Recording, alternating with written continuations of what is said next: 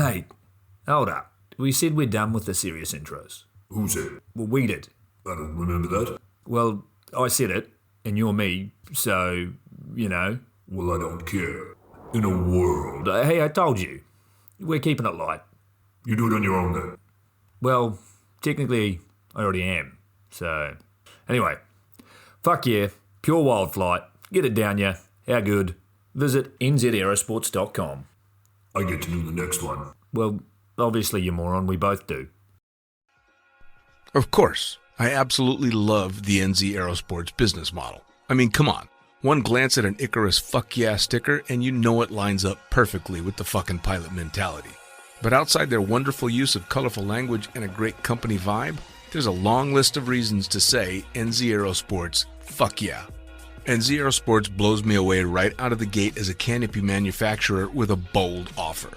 They give you 10 jumps on your brand new nylon to decide if you want to keep it, swap it out, or even return it for a refund. I mean, seriously, how incredible is that? That's like getting halfway through a prom and deciding you prefer the slightly racier date that goes down faster. Seriously, they do that. If you're not madly in love with your new canopy after 10 jumps, they'll let you swap it out for another size or model, or even get your money back. And the range of canopies they've got? Man, they've got a style canopy to fit every jumper and every situation with models you know and trust, like the Sapphire 3, the perfect choice for the beginner or intermediate canopy pilot. The Crossfire 3, when you're ready to kick it up that elliptical notch. The JFX 2, if you're looking to up your new swoop game. The Leia as the workhorse and dirtwater dirt beast. Or the Petra. The Petra cranks out crazy power and is nothing short of a record breaker. But hey, it's not always about speed either. Take the Kraken.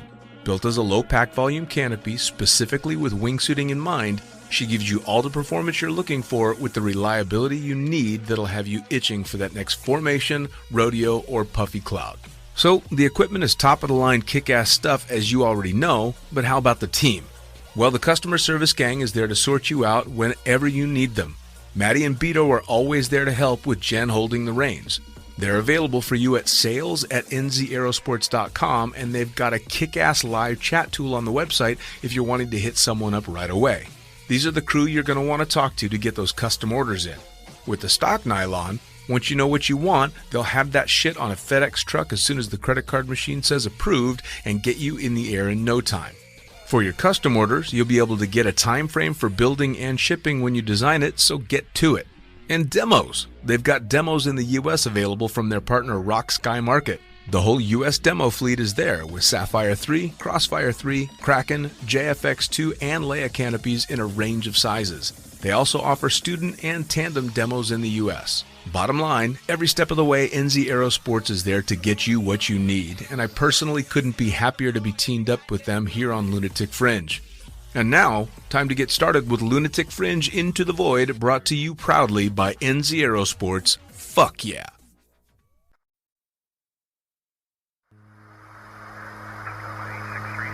Coming straight from the cockpit, it's another episode of Lunatic Fringe with the fucking pilot.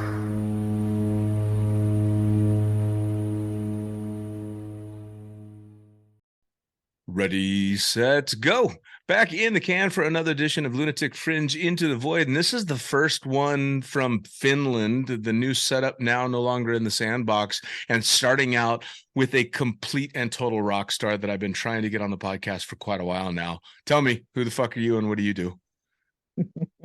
What up? My name is Maxine Tate.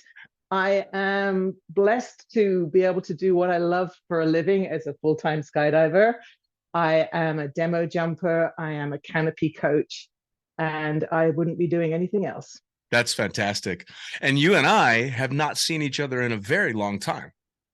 Goodness, no, it's been forever. I think you and I met the first time I made it out to Dubai. Yep. Which from memory, I think was 2013. It was my first ever international swooping competition. Was that really? And yeah, it was, because I started swooping, well, I'm sure we'll get into it more, but I started swooping in 2011 competitively, and I made the British team in 2013.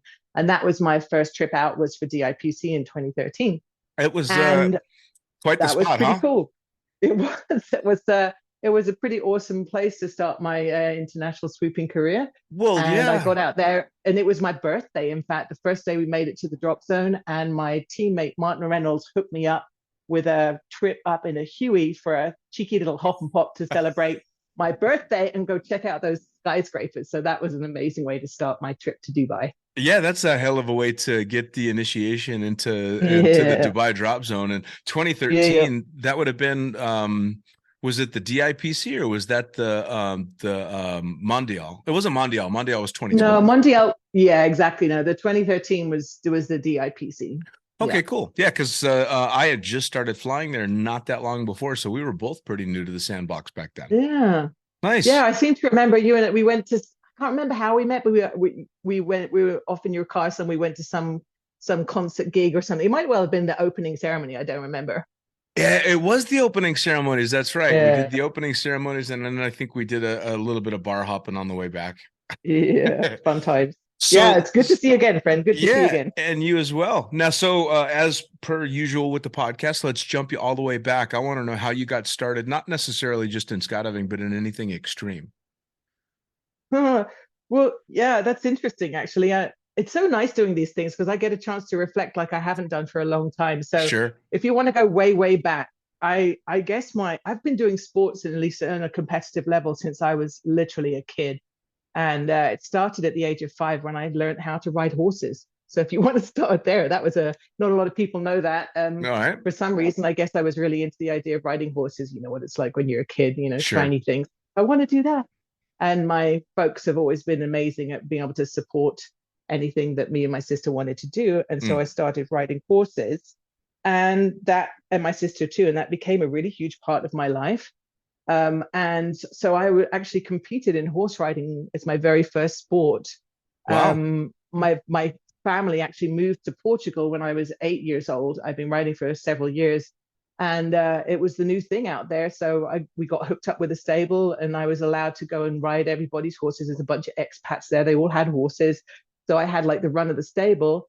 And I competed at a very high level, in fact, up to national level when I was a kid. So that was the first thing I ever did. Yeah. Now, what kind of, I only know very, very little about horse riding, but was it dressage? Is that what they call it? I hated dressage. I like to go fast. You know how I roll. So the idea of doing something disciplined like that was so boring. But yeah, there was 2 things I guess I competed in. My favorite was show jumping, so going over the jumps. Okay, yeah. Against the clock. No surprise there. That was my favorite. And then we do things called the 3-day eventing, which is basically cross country, which is balls to the wall. Love that stuff too. And then the dressage, which I was kind of bad at, and then the show jumping. So yeah, it was one hell of a way to grow up. Actually, I mean, I literally lived on the stables for years of my life as a kid. Teaches you an awful lot, though, doesn't it? I mean, especially when you're working with big animals like that, you have to learn how to navigate safely, so to speak. Totally, it's like working in a team, and the team is you and the horse, right? And it's a relationship that's built on trust and generosity and patience, and yeah, I loved it. Do you think that? And it was beautiful out there in Portugal as well. Like we used to ride on the sand dunes in the forests and. God, what a way to grow up. It was such a gift. Sounds fucking horrible. Yeah.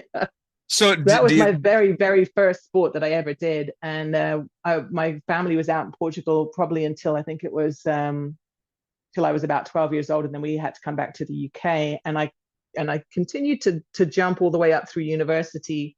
And I competed for my university, which is the London School of Economics and University of London. And then I stopped riding really from about 21 because I went to work in the city and I was done with that. But from the age of like literally 5 to 21, I lived my life on horseback.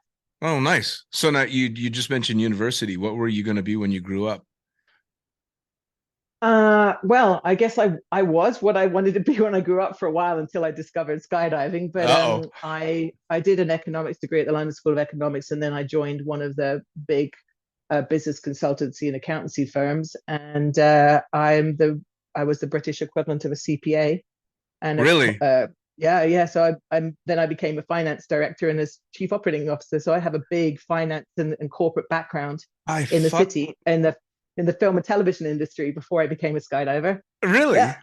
I fucking love the backstories. It's ridiculous. Yeah. It's these kick-ass superhero backstories, but they turn out to be your friends. And I never know when I ask that question, what the hell is coming? So I would have never pegged you as a CPA ever. So Yeah. that's a quite a leap to go, no pun intended, quite a leap to go from that to professional skydiving. Well, yeah, I guess it was, and it's interesting because but my massive pivot, I guess you could say, from working in London to becoming a full-time skydiver came as a result of, well, my first interaction with skydiving was while I was at university. Like, this is back in the late 80s, and there's a bunch of people we know that were part of this time as well, like Regan Tetlow, Mark Kirkby. These are all people that were back in the UK at this time, and the big thing to do, and we're all similar age, believe it or not. And, well, I don't think I can get away with that anymore. We're at the age where in the late 80s, you could, raise a bunch of money and go down to the drop zone and make a jump, like a charity jump, Sure. So being the person who was big into sports, and I did all sorts of other sports when I was a kid too, field hockey, netball, whatever. I was definitely the sports person. I'm like, I'm into it. I want to go, do this skydive. My dad was a commercial pilot. That's another story, in the Fleet Air Arm Navy pilot. So I definitely had that background. I'm like, I'm into it. I want to go do this charity skydive. So, I raised my money and I went down to the drop zone, which was Headcorn in the UK. And this is like, I think it was probably 1989, something like that. So I was, 19 years old or something like that. And it was basically, this charity skydive was a static line jump on a big ass military round. Yeah, you're laughing. You know what I mean? Good grief, but this is not modern technology. You know what I'm saying? This is old school. I have so much respect for airborne. My God. Anyway, so, I got trained. I did a 1,000,001 PLFs on one of those pulley things. And the bottom line was, the weather was bad, or there was some reason why we couldn't jump, and I must have made 6 or 7 trips down to the drop zone down in Kent to try and make this freaking skydive. And I only remember this the other day when I was on another podcast, there was a fatality there when I was waiting to do my skydive. And I think it was some poor woman landed and got picked up in a gust and into a taxiing plane. I mean, it's a hardcore. Yeah, really bad, right? Yeah. And I'd forgotten about that until recently. Anyway, they shut down Headcorn, and I don't remember for how long. It might have been a couple of months, or I don't know, whatever it was. It's a long time ago now, you know what I'm saying? Yeah. And anyway, I went back. It didn't affect my curiosity, I guess. I went back and I eventually got to make the jump. And the experience for the jump for me wasn't the best, in the sense that it was great to jump out of a plane. It was super low, but I just remember having very little control of this parachute, like none virtually. Sure. Being the big military round, and I came down pretty hard, and classic PLF. And I just remember thinking, I don't think I have the interest to go up and do that again and again. The complete opposite of virtually all my friends that are like, that was it for me. I'm like, it was not for me. I tell you, I came down and I felt like, yep, check the box, move on. Right. And I did. And that was it for me. So that was 1989. I made one skydive, and I didn't think about skydiving for the next 15 years. Wow. Believe it or not. Yeah. Wow. So I'm off to the city. I'm making a living. I'm doing my thing, in London, in the media industry, blah, blah, blah. I take a career break, and I'm a big fan of the idea of taking a break once in a regularly during your working career to go off and explore. I'm a very curious person. So I went to Australia, New Zealand, South Pacific, blah, blah, blah. And when I'm in New Zealand, I come across a drop zone and I see a tandem skydive. And I think, oh, that's exactly what I thought this was all about. Sure. I sign up and I make a tandem jump on the spot. And that was my moment where I'm like, that's it.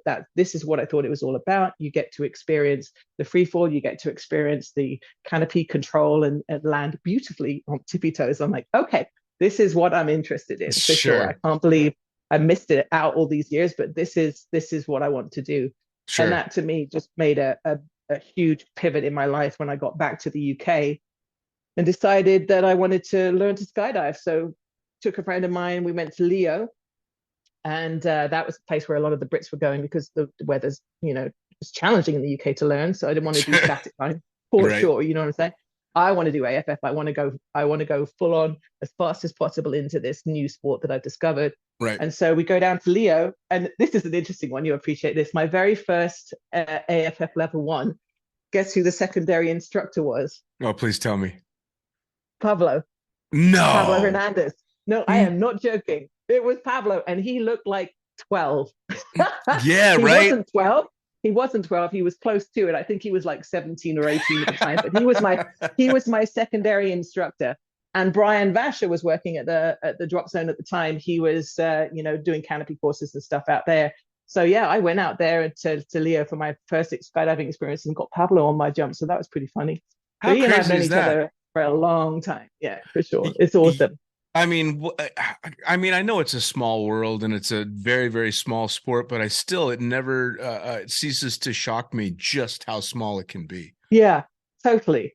So that was, what a wonderful coincidence, right? So I got to meet Brian and Pablo, who now are both, my colleagues at Flight One all these years later, right when I started skydiving for real this time, So I got my license back in 2004 at Leo and came back to the UK and just tried to find as much skydiving related stuff to do as possible, including, and this will blow your mind, going to the Vegas tunnel.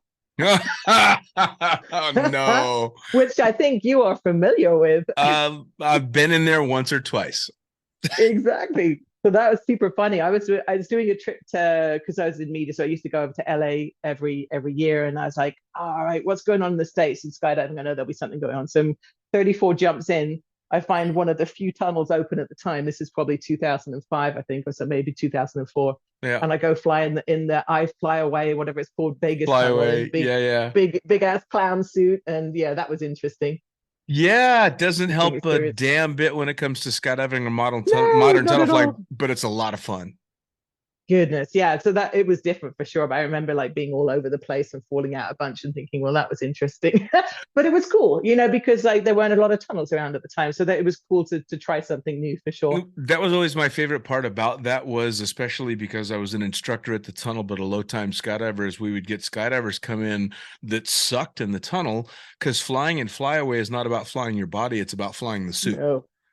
For sure. It's all about flying cloth. But for me, that was a great transition because I turned into a camera flyer. So I kind of already knew how to fly wings. Yeah. So you've rediscovered your joy for skydiving. You've gone out and made the tandem. You're still working as an adult doing the real thing. That had to make it pretty easy, though, because it sounds like you had a proper career going on. So I did. Being able to get into skydiving wasn't the financial burden that it is for a lot of people. True. And it's like a lot of my friends that are in skydiving and have been since the year dot, I have a lot of admiration for them because they've had to try and find a way to make that happen for themselves in skydiving, which is, very hard to do to create some kind of financial stability. Whereas I came from the other way around. It's like I put my work in, I had that career. And, it's this, my friends use this phrase, we do this so we can do that, Sure. And that was the case then. But at that point, I'm like, well, I don't want to do this so I can do that anymore. I'm done. What do I want to do with my life? And at that point, I had to make a decision whether I was going to continue really pushing it in my career or whether I was just going to do a complete pivot. And it just comes to this idea of what makes you feel fulfilled in life. And I spoke about this the other day. Time makes me more fulfilled than money, frankly. Sure. I think I was beginning to realize that. And I decided it was time to change. And so I jacked in the job and moved to Eloy. You got to love that. I mean, the truth of the matter is, I suppose most, especially working skydivers, have decided that money is a necessary evil, but it's not the end game. Like, I don't know too many skydivers that are about the money. They're about the money that they need to get that next rig or canopy exactly. or jumps, but it's just a means to an end. Yeah, money is the tool to generate more time in your life to be more fulfilled. And that was definitely a clear point in my life where I made a commitment to that. And when one door closes, another opens. And I'm a firm believer in that. Like, I believe in my abilities. I can always go back and do what I did for a living. And in fact, I ended up doing that at Flight One, running the business. So, you can always fall back. You can always fall back on on your past experiences if you need to, Sure. but that, that gives me the ability to be able to feel really good about moving forward and exploring opportunities. Sure. Well, that's another thing that skydiving tends to do, though, right? Is you're in the community and you are a skydiver, but then they find out you have skills outside that, and somehow you always get wrapped into using those skills somewhere else. Well, but I was looking for that. So, I mean, but I moved to the States, or I didn't move to the States. I just came to Eloy at the time, and I was trying to find, at that point, I just wanted to be a full-time skydiver. So I basically became an instructor and a tandem videographer. And there was a trip to Australia at the time, but in there in between, but that's maybe not the most important part of my story. I ended up in Rayford, and I was working there as an instructor and a videographer. And I think I realized at that point that being a full-time skydiver only is really hard. You've got to have your finger in an awful lot of pies in this industry if you're going to keep your head above water. Yep. And it's, of course, very, very weather dependent, even with working and coaching in the tunnel as well. So At that point, I'm like, okay, I've tried the full-on career in the city. I've tried the full-on skydiver. Maybe I need to find something that's a happy medium. And that's where working at Flight One came in. And it just so happened that I was lucky enough to meet a good friend of mine, Annie Peterson, was dating this dude called Shannon Pilcher. And Shannon was at that point was like, they were looking to their company had been going, Flight One had been going for 4 years, and it was really growing, but they didn't have the business experience that they were looking for to help organically grow the company in a controlled manner with good oversight and financial analysis and all the rest of it. And so Annie introduced me to Shannon, and that's how it all started, which was again a perfect timing, as I was looking to move from Rayford and do something else, and Shannon was looking for someone with exactly my skill set. And there you go. It does seem to kind of happen that way. I suppose it happens in every walk of life, but it seems to happen so often in skydiving that shit just kind of works out. Yeah, and so here's the thing. I'm going to put a little bit more to that, because I think it's not just coincidence. And I had this kind of clarity when I was chatting with Eliana the other day, and on our Highlight Conversations version of it. If you are there and you are visible, and you show up regularly, people start to see you and see what you can do. And then when the opportunities arise, you're there for them. You see what I mean? Oh yeah. It's not all just coincidence. There's a lot to be said for just showing up and being visible. And so I think we have some impact in those moments of great karma as well. Oh, for sure. I mean, I'd like to say that I've been lucky over the years, but the fact is I was also there. I was making my presence known, for good or bad, one way or another. You get some opportunities, again, positive or negative, but definitely.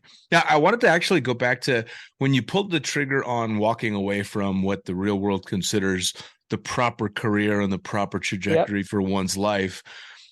Do you think that growing up doing stuff like the horseback riding and then becoming a skydiver, do you think it makes it easier to make such a scary decision? Oh, sure. And I don't know if it's necessarily the sports side of it, but I don't really have any fear of the classic idea of failure. That doesn't really bother me. I'm just curious and I want to try something. And I have complete and utter belief in my ability to be able to keep my head above water. I think it's worth trying things you've never done before just to see what you can do.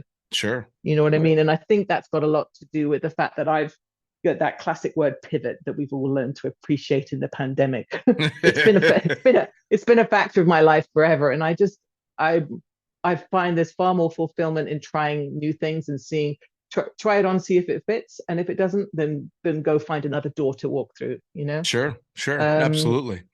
It's to me, it's a freedom of a certain mindset, I completely agree. I mean, I know that for myself personally, I can make decisions that for some of my friends are absolutely terrifying, nail biting, weeks and months long processes that I just go, fuck yeah, sure, let's do it.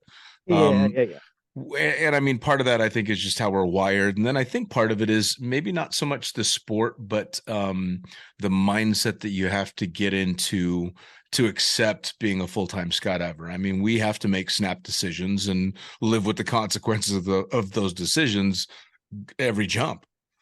Yeah, for sure. And I think like not everything works out, but it's not the end of the world, right? I think a certain degree of perspective on life is important. You know, like I've certainly made some decisions and done some stuff that wasn't for me, and I've moved on, and that's Sure. okay. You know, Sure. and I've created a life for myself where I don't have dependence or what have you, so I can make. I don't have to compromise what I want to do, and that's just the way I've chosen to live my life. You know. Which is so, I mean, I got to respect that. Now, I want to talk about swooping, because when you and I met, Yeah. this was 2013, and you were Yeah. basically kicking it all off. So where did you just go, all right, this is my discipline. This is my next step? Yeah, that's a really interesting point in my life for sure, because I just moved to the States. I'd been competing actually in 8-way FS at the time, believe it or not. That was another life. And a team of 9, holy crap. Mind you, I loved my time as an 8-way jumper for sure. I loved it, but it was a lot, you know. Sure. And I came to the US. I was working as a videographer and instructor. And honestly, at that point, I was beginning to be relatively known. And I recognized that my canopy piloting skills were not great, honestly, compared to everything else. That I was a really good body flyer, but my canopy piloting skills were mediocre. And I, as someone who was an instructor and a mentor, I felt like I needed to work on those to be able to be a good example to others. So Sure. I started to work on my canopy handling skills and got better, because that's what happens when you do the work. Right. And then in my classic kind of curious nature, I'm like, okay, what's next? Done that. What else can I do? And I'm on a drop zone. I see people swooping and I'm like, I want to try that. I was jumping an inappropriate canopy at the time for swooping. I think it was a Pilot 132 or something like that. Started trying to huck myself at the ground, you know, and ended up hip checking myself, and I had to put myself into timeout. What the fuck are you doing with your, you know? And then I was like, okay, I need to take my own advice here, which is basically take it slow, get coaching, blah blah blah. Bought a Katana 120, far more appropriate, and got coaching. Nice. And that's when, and I spent a solid 600 plus jumps on that Katana, and I learned to swoop properly all the way up to a 270 before I even moved on from that. So nice. I learned my lesson. I got away with it, at least that time. I've had my injury since for sure, but I got away with it. And at that point, that's when I moved to DeLand and joined Flight One. And it's always been a theme of mine, Dean, to be surrounded by people who are far more experienced than me. I'm a curious person. I like to learn, and I really like being the person with the least amount of experience. I'm totally okay with that. I've never been someone who appreciates being a big fish in a little pond. You can't grow from there, right? Right. So I put myself surrounded by the best canopy pilots in the world and the best instructors in the world, and they were kind enough to share their knowledge with me, which again is another way of showing how the example of others can influence you. And I arrived in DeLand, and Rusty Vest at PD invited me over to PD, because obviously Flight One, PD factory team is all very close, and said, welcome to DeLand, what can we do for you? And I said, thank you, I'll take a velo. And that's when I moved on to a cross race, started getting help from all of my friends and colleagues at Flight One, and that's where my swooping career started. That's fantastic. I love that your swooping career started by scaring yourself and putting yourself in a timeout. Yeah, I like that. It's a great mentality to put yourself in a situation where that could have been dramatically worse. I need to take a step back, think about it, and figure out how to get better, instead of going, fuck that, I need a bigger parachute, that scared me. I mean, you know, you learn by your own mistakes, and then you hope that others can learn by your mistakes as well. So I'm glad I get a chance to share that kind of stuff. You know, I'll share another one just so other people, because I'm, you know, that people only ever see the glory stuff. But boy, I've certainly had my share of crappy experiences as swooping too. The probably the biggest accident, not the biggest, but the most obvious accident I had was just after I downsized. So I'm in DeLand, and I'm flying. I just went from a comp velo 90 to a comp velo 84. I'm out doing my 270s or whatever, and it was a new parachute. I hadn't done the exercises to controlled exercises. How do you flare out of a turn? Understanding the toggle pressure you need to get out of a turn. I turned too low. I went to my rears. I realized I was still low. I went to my toggles, and I didn't flare hard enough, and I clipped my knees on the way through. And that was the first kind of like big accident I had, I guess, as a swooper. Why? Because I downsized and I didn't go up and do the exercises to recognize the additional speed and the additional toggle pressure you need to get out of a dive. My mistake. So, Sure. like all the stuff we preach, I've been there, I've made the mistakes, and I've learned from them. So again, let other people learn from my mistakes. Well, it's kind of funny though. A lot of the swoopers that I've talked to, the common theme is they went big and hard and downsized crazy fast and did all the classic mistakes, but got away with it. And you hip checked yourself once and spent 600 jumps on a katana, making sure you had that shit dialed, which is a different mentality. Well, it's interesting you say that, because I'm gonna point out how my world, my framework is different, but had the same result. I still had the injuries, but I was a very conservative pilot. And that to me is actually an incredibly important point, because I've had this with many people before. It doesn't matter if you consider yourself conservative or not in your progression, you're still at risk. Sure. And so I've had that too many times where people are like, especially full-time skydivers that come to me and say, can you teach me to swoop? Classic. Well, I guess, of course I can. Are you ready to accept the risk that you're going to put yourself in? Because, you may well end up with an injury and you make money jumping out of planes or whatever. Are you ready for it? And for the person, I've had too many folks say to me, but I'm really conservative under canopy. And you know what? It doesn't make a difference. We are all at risk. Sure. And you've got to be able to accept that, do the work, and then recognize that it also could be you. So that's the big thing, right? It's acknowledging it to yourself, not to anybody else. That's the hard part. You can't imagine being in the corner yourself until you've actually done it. Been because there. Like, how could I screw up so badly or whatever? And it's like, you can, because we're all human and we all make mistakes all the time. Yep. I remember one jump in particular that I've talked about on the podcast before. A mutual friend, you would know Cornelia quite well, was watching me do my little 270s that I've done forever and having fun with it. And she decides that she's going to give me tips on how to do a 450. And I go up and I make it about 270 degrees through the 450. And I was like, no, there is not a chance. I bailed out on it, landed, and she's like, what the fuck, dude? And I'm like, no, you have got much bigger balls than me. That shit's not for me. And so, I don't want to be like super, I'm not trying to be negative about swooping. I'm just being realistic. And like at the end of the day, I think the first kind of couple of years that you get into swooping are the time when you're most at risk, because you haven't seen the sight picture of what it's like to be low and to be in trouble. And certainly, the dings that I've had from swooping have all been pretty much in the first 2 or 3 years, and then not so much after that. When you learn more and you're a bit more experienced, then the risk is always going to be there, but it's a little bit more mitigated through your own experience. Well, it's kind of that 100 jump wonder syndrome, right? You hit that sweet spot at the beginning where you think you've got stuff dialed, and then you learn how little you really know. Oh, for sure. It's the power of knowing what you don't know, as they say. Oh, yeah. Well, I've had Nick on a couple of times, and to hear him talk about some of the horrendous accidents, and the healing that's gone on. And this is a guy that's been at the top of his game for quite some time. Oh, sure. So you have to, anybody that thinks it's not going to be them is just kidding themselves. Yeah. And especially now in swooping, with the kind of speeds that they're getting on the mutant. And the recovery arc of that mutant, what that looks like, it's a whole different ball game. And that's respect. What are the speeds that are being hit now?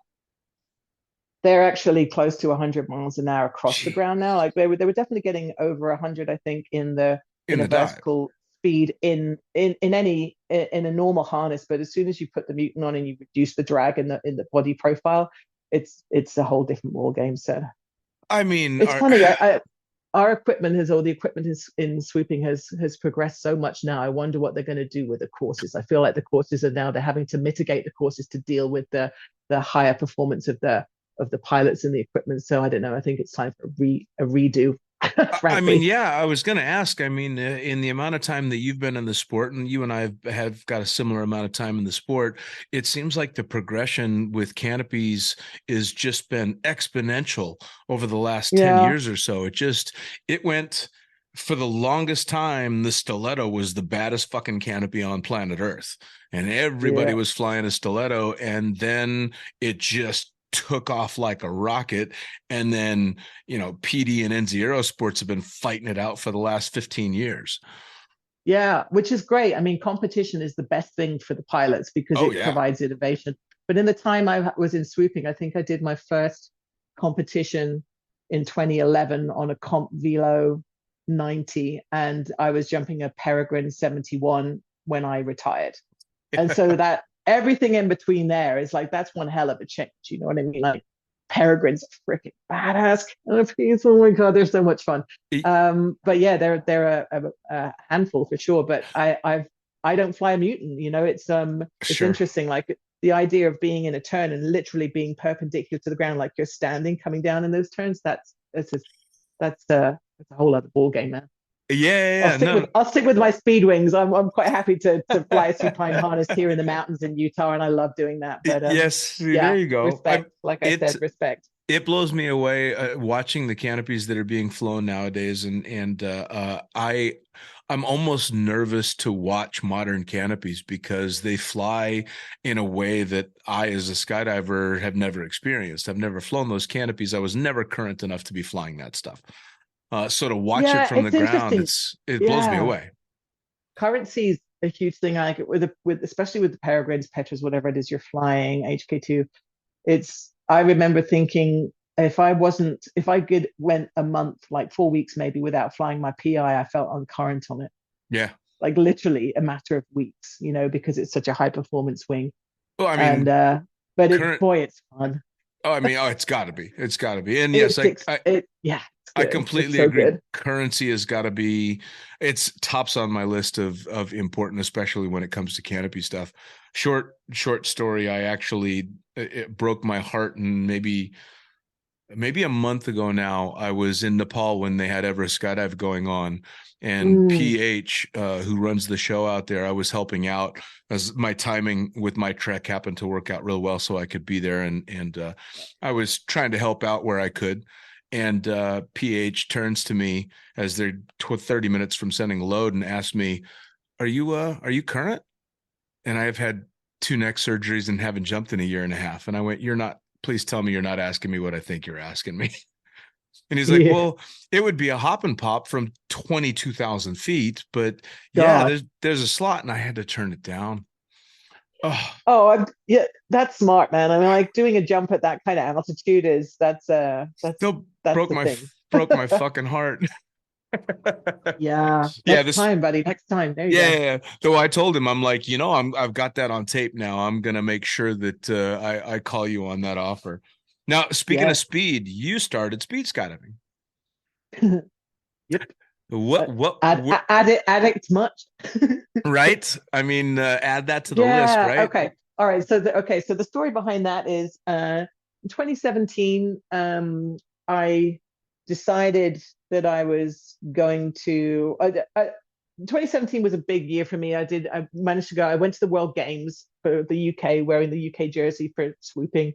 And that to me is always going to be like it was my biggest goal. For sure. In swooping is to be able to go to the World Games. It's about as big as you can get when it comes to our sport. It's about the equivalent of the Olympics. It was amazing. Sure. And I've been swooping and competing for like 7 years or something like that. And I was beginning to feel that I wanted to move on, just because it's such an amount of time when you train at that level, and it's a lot on the body and everything. And it's like, I think I've just hit the pinnacle of what I want to do personally. Sure. And I'm a curious person. I always want to learn something new. So I think, I'm going to be done. So 2018, I took a year off and took that time to decide what I wanted to do and what I felt was my next challenge, as it were, or whatever.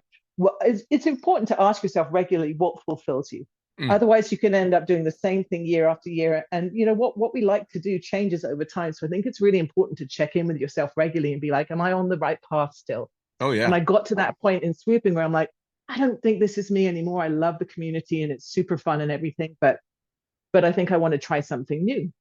So I ended up, I think I turned up to nationals. One of my sponsors said to me, why don't you try something else? We'd love for you to compete. And I'm like, okay, well, let's see, what could I do? And I wanted to try something that I'd never done before. I hadn't done any vertical skydiving. I'd maybe done 50 head up free fly jumps, and that's it. Sure. So I'm like, if I'm going to do something, I want to do something that I'm completely novice at from ground zero and see if I can learn from scratch. Maybe let me try a vertical discipline. How about speed skydiving? So that's really how that came about. Okay. I've always known that I can dive to a formation really, really fast in big wave stuff, flat stuff, but steep. Maybe that's something I could try and it'll be fun. It's fast, whatever. So I rocked up at nationals in 2019 in Rayford and got there a little bit early and it's like, okay, I'm going to put like 20, 30 jumps in, see what I can do in this. Tried a bunch of different clothes. Like I did it in my swoop pants. I did it in a free fly suit, and I was all over the place. Oh my God, I was corking out left, right, and center. I didn't know what I was doing on my head. I had no idea, and that was hilarious. And I'm like, well, screw it. The only way I really know how to do this is in a booty suit. So I literally went up and I tried to go like not on my head, but steep in a booty suit, and I was really smooth because I've got thousands of jumps at this point in a booty suit. So I competed in speed skydiving nationals in a booty suit. I know, it's hilarious, isn't it? With the booties on and everything, but it's aerodynamic. It's just got a little bit of extra drag with the grips and stuff. Sure. But anyway, it went really well. I ended up getting a place on the US team. That's funny. And I'm like, okay, what do I do with this? And so I asked myself the question, do I want to continue with it? If I do, what's the value? Like, these are the questions I ask myself. Is there value to me? Is there value to anybody else if I take this journey? Is it going to make me feel fulfilled? And I'm like, you know what? I think what I'd like to do is a journey which involves me trying to learn this new discipline. I've got a chance to go to the World Championships. Let me take that journey, throw the learning process at it, and share the journey to show people what it's like to learn. Sure. And not to care about the failures along the way, but how can we embrace a process where we've got no idea of what the outcome is? The outcome's actually not even that important. It's like, I just want the journey. I want to see if I can learn something new. Sure. And how far can I get in a year? I went and knocked on one of my favorite drop zone owners' doors, Doug Smith up at Chicagoland Skydiving Center. I'm like, hey, Doug, I've got this crazy idea. What do you think? And he's like, I love it. Do it. Come and train with the drop zone. We'll support you. And I moved to CSC up in Chicago and I trained my ass off for a year. And then COVID happened. I was like, so suddenly this 1 year project became a 2 year project. Sure. Damn it. Talk about hurry up and wait.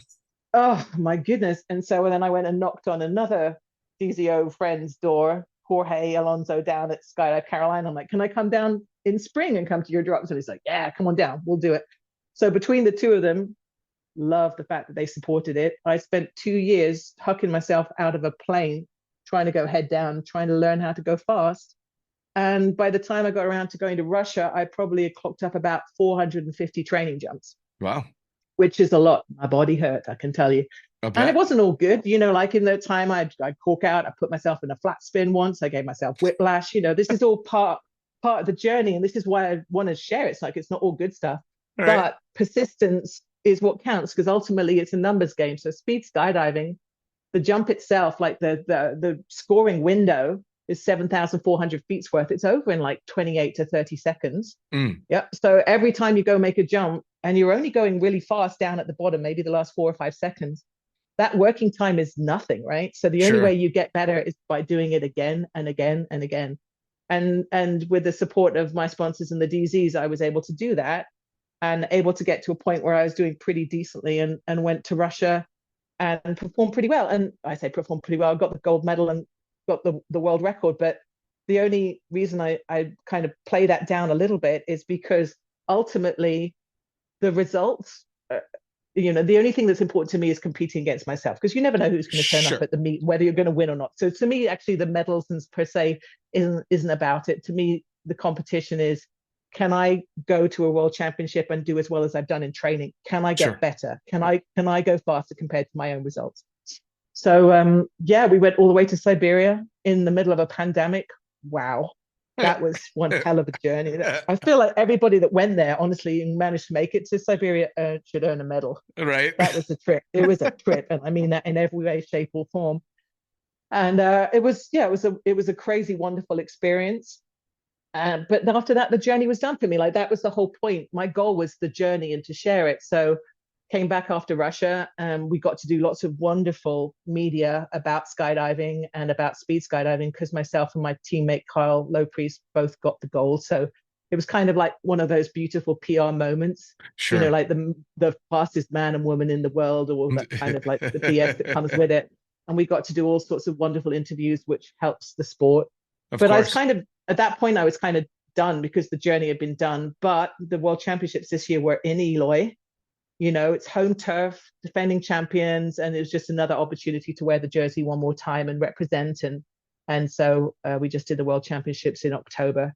And I didn't do a lot of training this year because I was doing other things, but managed to take the silver and stand up on the podium with a jersey, which is wonderful.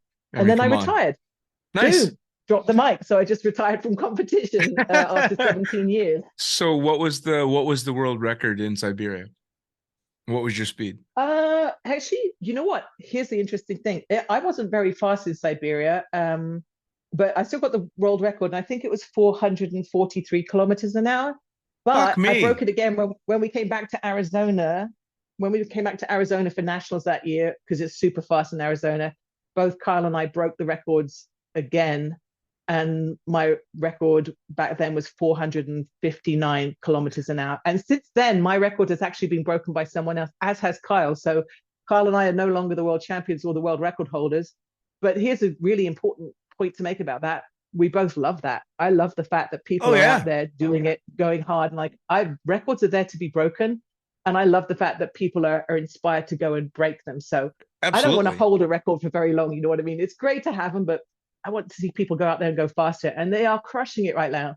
Like the world champion, the new world champion, Marco Het, went 528 kilometers an hour. All right. It just blows my mind. First off, that's insanely fast. I can't wrap my head around that really, so I'm not even going to try, but I will ask because I know very little about it. When are you starting to come out of that speed, and how? Because I mean, you're wearing slippery stuff for these kind of jumps. How the fuck are you slowing down and not rip your head off when it comes time to deploy? Well, so we're definitely slowing down to normal deployment speeds. Otherwise, you end up with whiplashes. In training. But it's like any head down jump, I guess. You know how people flare out of the dive, at the bottom. And so you've got so much vertical speed that if you still stay long but put some curvature in your body, a lot of that vertical gets translated into a lot of horizontal, right? Sure. But it's amazing how quickly you can decrease your speed. So, for example, we get out at about 13,000 feet. The scoring window finishes at about 5,600 feet. I've got both my audible set at 5.5. That's the bottom of the dive, effectively, or just below the bottom of the dive. As soon as I hear those go, I tighten my core, put my butt up in the air, and start to generate a de-arched position. And that brings me out of the vertical dive and puts me into a massive horizontal space, Wow.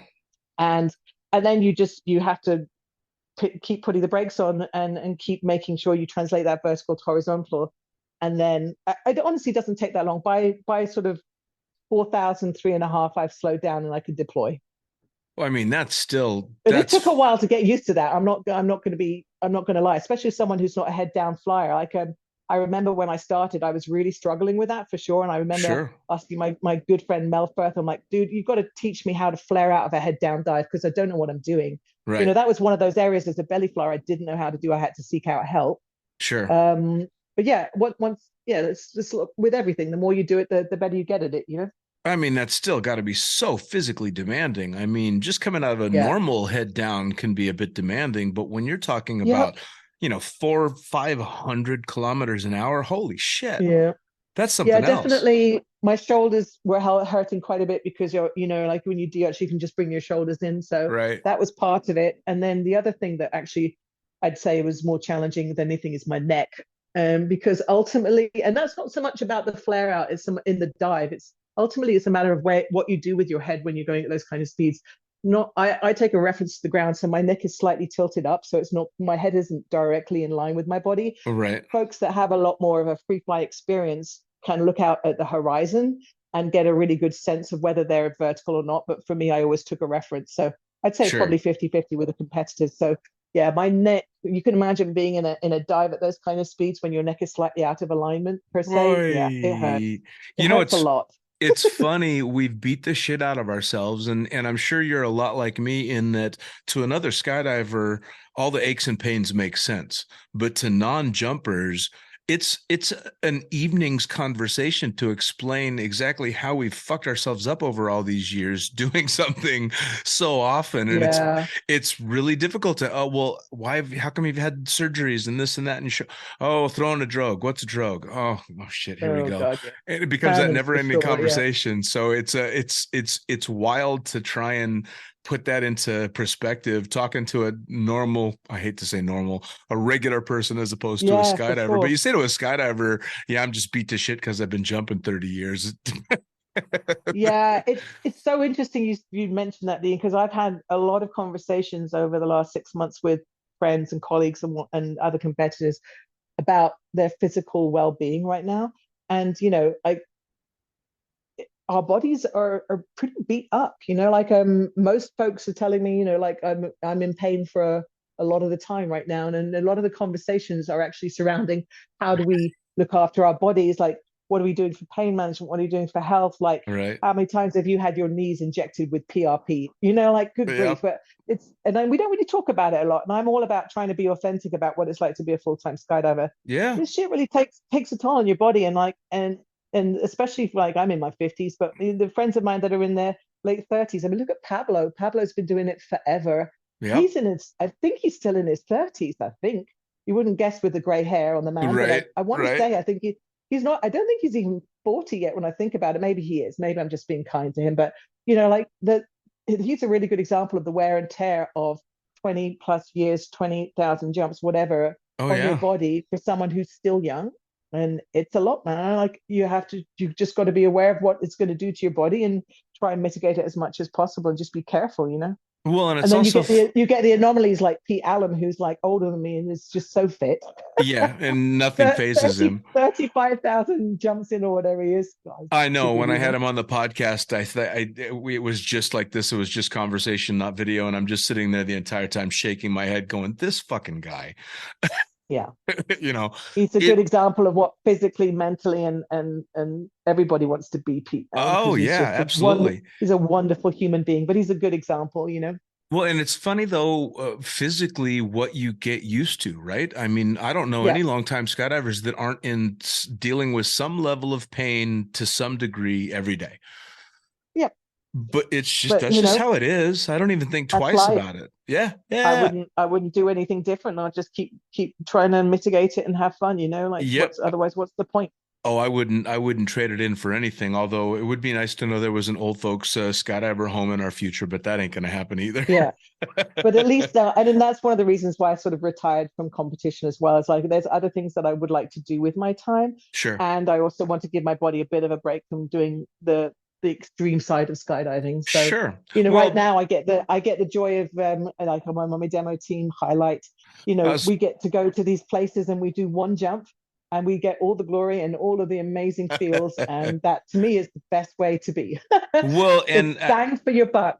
I wanted to segue into that because I mean, especially lately, Highlight has been getting a lot of amazing press and doing some incredible stuff. But how did you get started with Highlight? Well, I mean, Highlight is the brainchild of Amy Schmelecki and Melanie Curtis, both of which you've had on your podcast. I know Ray interviewed Amy quite recently too. Yes. And I might be repeating what they've said, but basically that demo team was put together to celebrate the centenary of the 19th Amendment back in 2020 and by the Women's Skydiving Network. And so we all got together in 2019 in order to try and train to put a couple of really big demonstrations together to jump into places of historic interest during 2020. And yeah, they put the call out and a bunch of people answered the call. We got interviewed and they put together probably the most extraordinary team in skydiving as far as I'm concerned. Of absolute rock stars. Oh my goodness. Just, honestly, I shared this the other day with Mel. I remember when we walked into Arizona, the first training the first training camp we ever did. We walked into the room and I look around and I'm just like, how what did I do to get a seat at this table? Holy Right. crap, this is The who's amazing. who. You know? The absolute who's who. And I mean, I've been lucky enough to have a few of the members on, but I mean, the concept is absolutely fantastic, and it seems to have Yeah. grown much larger than, I mean, maybe it was always planned to go as big as it is, but especially including now Project 19 that just happened. You said you were there cheering Yep. them on. I mean, holy shit. It's just Here's incredible. here's the thing. This is what we get. I get asked a lot. Wow, you guys are crushing it. Did you ever expect that you'd be doing what you're doing? The answer is yes, we did. It's intentional. This is exactly what can happen when you get that group of people together who can work together, become more than the sum of their parts in a humble fashion. Nobody's ego is bigger than the mission. Yes, it's exactly what we intended. Which is awesome. It's Yep. It is just the start. Oh, of that I have absolutely no doubt. Believe me, I have a list of all the members that I'm trying to slowly tick off, everybody that I get on the podcast, because it's all such incredible stories. I mean, Eliana, having her on she's obviously, it's fantastic to hear the origin stories and how people go about pushing their limits and going on to the next thing, and then taking those individuals that have succeeded, going to something so much bigger and pushing it. I mean, holy shit. What can't you guys do? Well, nothing. And I mean, here's the thing, like when I look at the group of people we have in that team, everybody brings a very specific skill set to the table. And so we're very complementary, and that's what's so good about it. Everybody has their own wheelhouse, their speciality. And when you have that in an environment where people are happy to share and willing to share and ask for help, that's when you start to do incredible things. Sure. There is no qualm about me turning around to, let's think, Alison. Alison's done a lot of jumps into stadiums. I was about to go and do a stadium jump into Dallas. I hit her up for help, and Eliana was going to have to do some really advanced accuracy into stadium. She came and asked me to help her with some advanced accuracy, trying to land in a target in a tight area. Like, we ask each other for help, and we therefore we're sharing our knowledge with each other. And that's why it's such an incredibly powerful opportunity for us, to see what we can do. And I have to say, we just did a demo just to share a little bit about what the kind of things that we do and how amazing they are. Please. But firstly, we're so lucky to have a platform where we can use skydiving as an outreach mechanism outside of skydiving. You know what I mean? Like, skydiving is effectively our metaphor for living these bold, brave lives of our own design, which is our mission. And it's a great way to touch people outside of skydiving. So we just did, our last demo of the year was into an event in Jacksonville, Florida, and it's called Supergirl Surf Pro, and it's a whole weekend that's focused on young kids doing sports. It has a professional surfing competition, which is one of the very few for women actually, going on, which was super cool to watch. And then it's got soccer, it's got volleyball, it's got a music festival, it's got a DJ lineup, like it's the whole thing, like a massive weekend event. We got to land on the beach after the soccer tournament, bringing in big flags, streamers, smoke, and then we got to hang out with all the kids. We got to put flags around and take pictures with them. And the kids are just, that's it, man. That's why we do it. Like, interacting with those kids and the parents and what have you is everything. And the most rewarding thing. They must just lose it. They absolutely must just freak out when you guys are coming in. Everybody does, not just the kids, everyone. They're like, oh my God, look at that. And then when they realize that we're all women, blows their mind. Which is, it's an amazing and an incredible thing, but it's a bummer that it's taken this long and that people are still surprised that a bunch of women are doing something so amazing. I'm all about it, though. I don't care that they're surprised. I'm glad that they are. It's all about representation. We're making up for lost time, Dean. We're into it. Fair enough. I've been getting my ass handed to me in the sport of skydiving by women for so damn long that it's never been a question in my mind that the women compete just as hard, if not dramatically better, than some of the men. So I guess I take it for granted, because I mean, I've started out getting my ass kicked by Craig and Tanya O'Brien way back in my skysurf days, years and years ago, when Tanya was just head and shoulders above anybody else with a board on their feet. And she was just a badass skydiver. Yeah, for sure. Which is amazing. Well, so please go ahead. Yeah, I mean it's interesting. This, I mean, we're still pretty underrepresented in skydiving, and I'm sure that will change, but it'll take time. And when I think back to even over competitions, there were multiple competitions when it was just Cornelia and I were the only women in world championships and World Sure. Cups. I think the most I've ever seen women wise in swooping was maybe 4 or 5 one year, but mostly it was 2 or 3.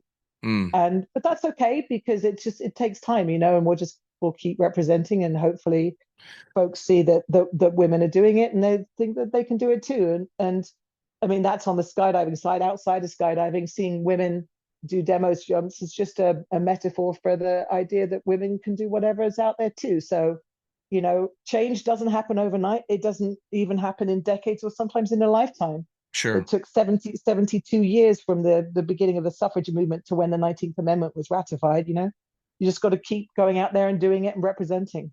Boy, for a Brit, you know a lot more about the women's right to vote in the United States than a lot of women do, I bet, in the Well, U.S. you have to take a test when you become a citizen. Yes, yes.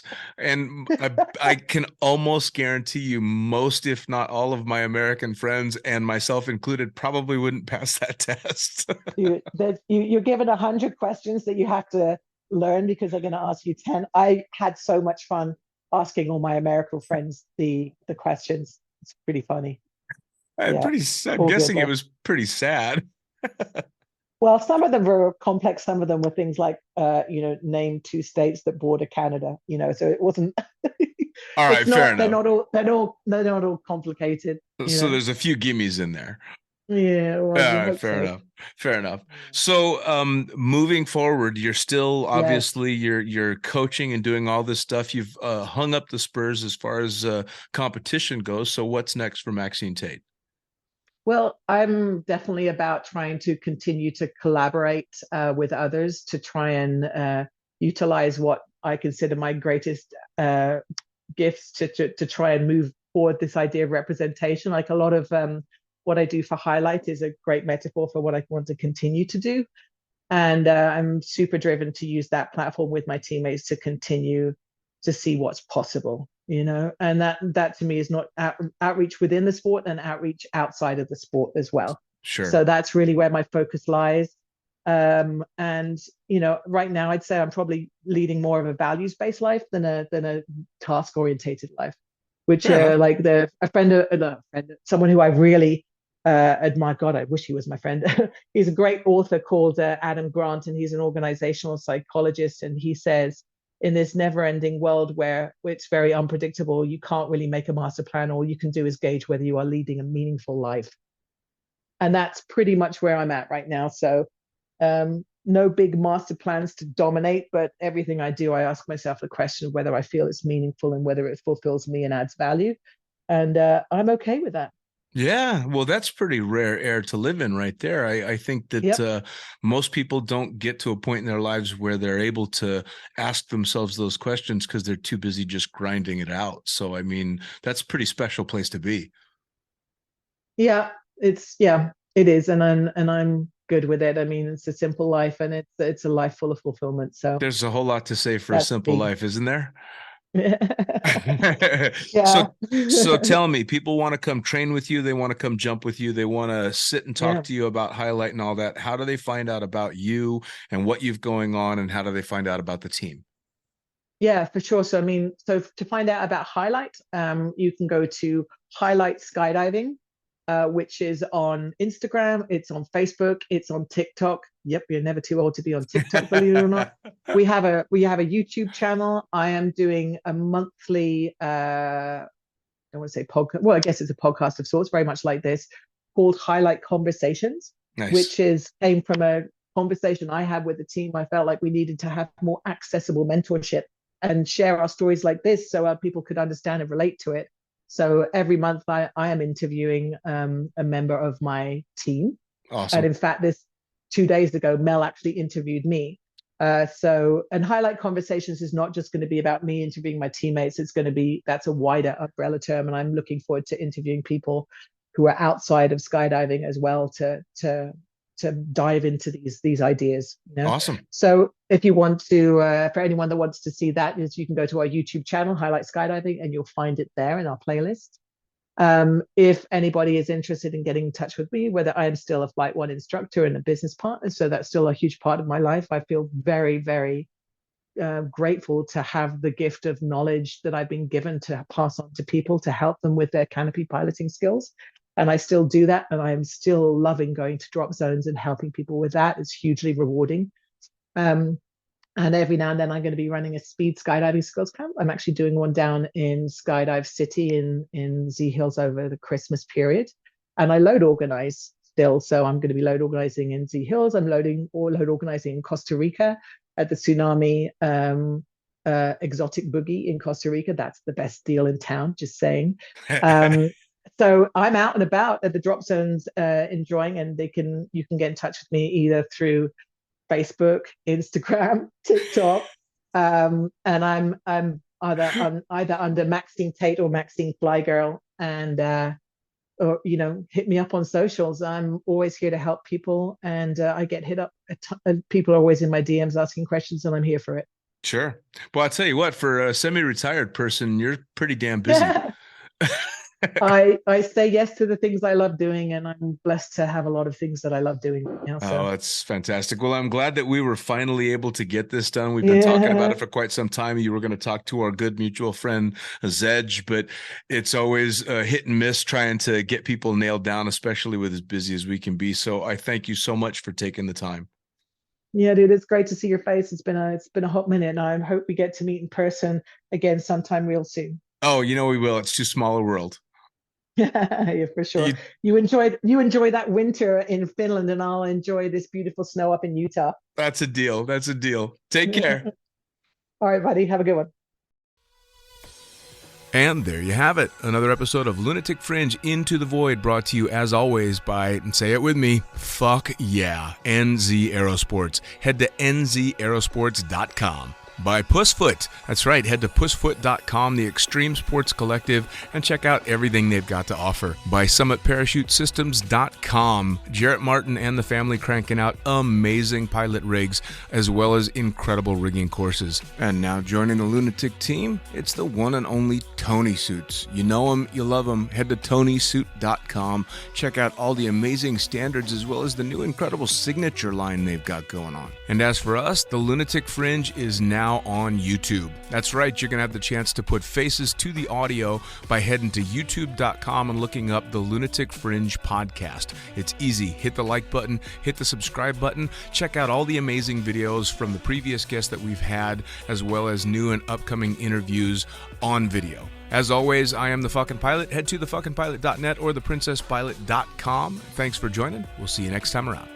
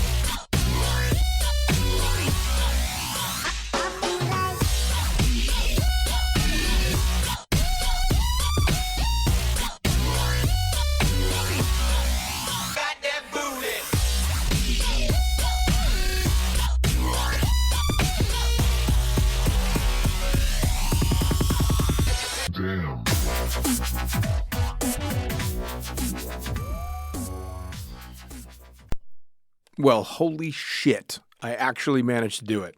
After procrastinating for ages, I finally managed to produce an audiobook version of the Lunatic Fringe book. It's currently available on all Amazon sites, audible.com, and shortly on iTunes.